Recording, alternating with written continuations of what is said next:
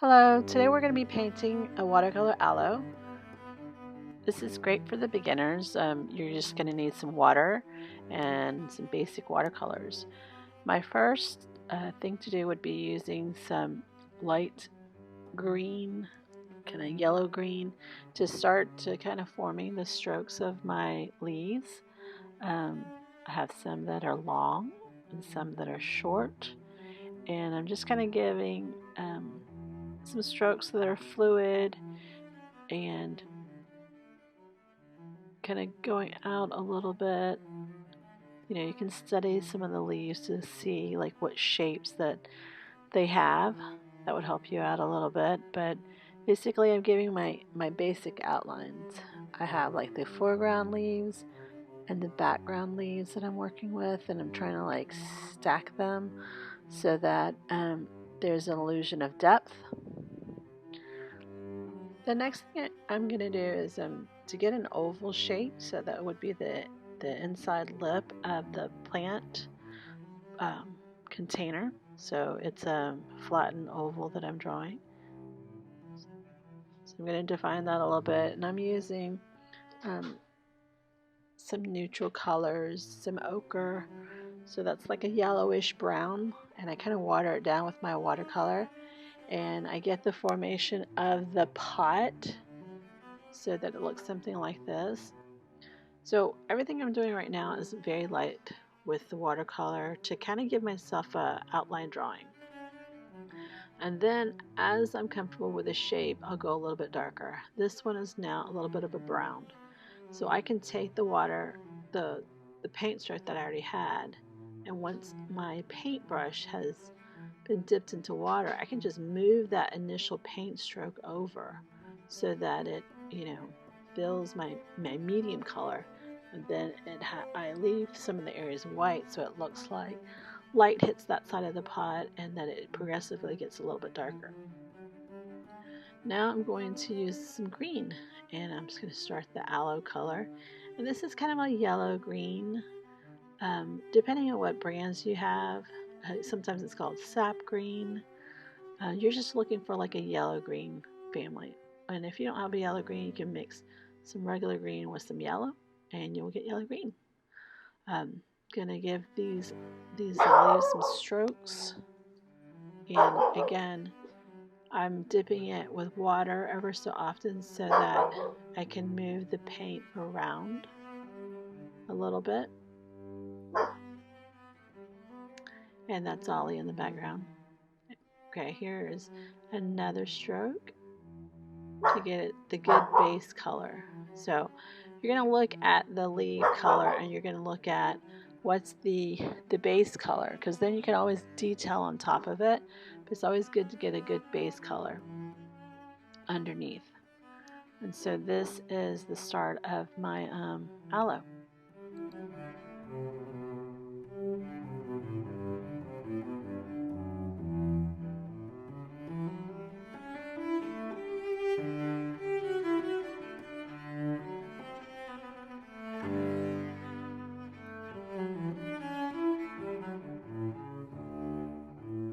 Now I'm going to get a little bit darker color, a darker green, like a blue-green color, and I'm going to use a very fine brush. It's the same one I think I've been using, but it is a small tip. That way I can get that green, dark green value, and then I can do a little bit of a dash dab kind of effect, so it gets that kind of the pattern, the texture that you see on the aloe leaves. So I have a thin color, and I try to a thin tip, and I try to make it thin as it goes to the edge of the tip. And so it now looks more three-dimensional, because you have not only the light colors but the medium colors, and now you're getting to the dark color. So you can practice your strokes before you use it on your aloe plant, so that way you can practice getting control of the paintbrush.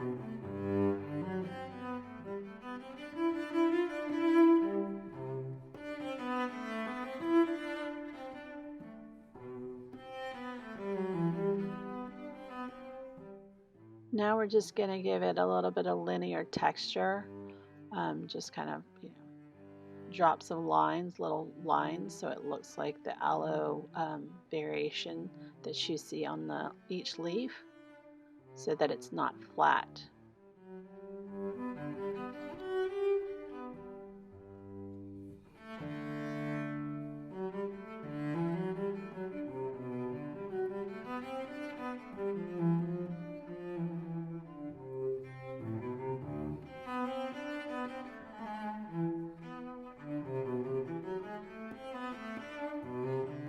Now I'm going to use a little bit of a brown color to line the pot a little bit, to define the edges a little bit more.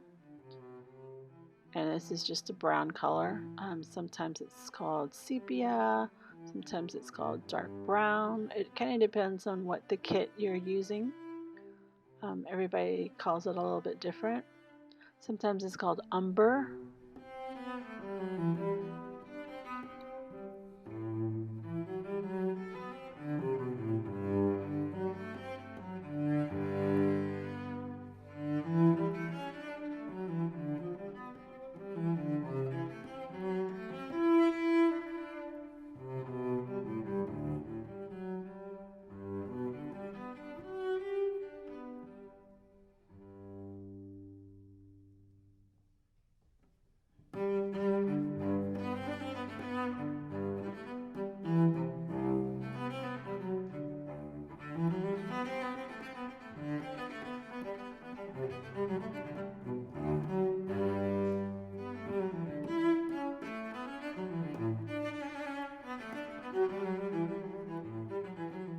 And so to finish it off, I'll come back with a dark green and detail out the edges of the leaves, detail out the pot plant. So if I wanted to do a pattern on the pot, this is where I'll do it.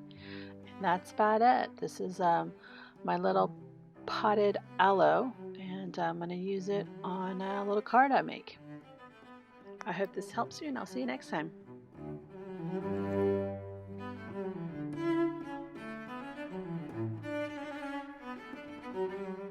The supplies I've used can be found below. Be sure to subscribe for more watercolor tutorials.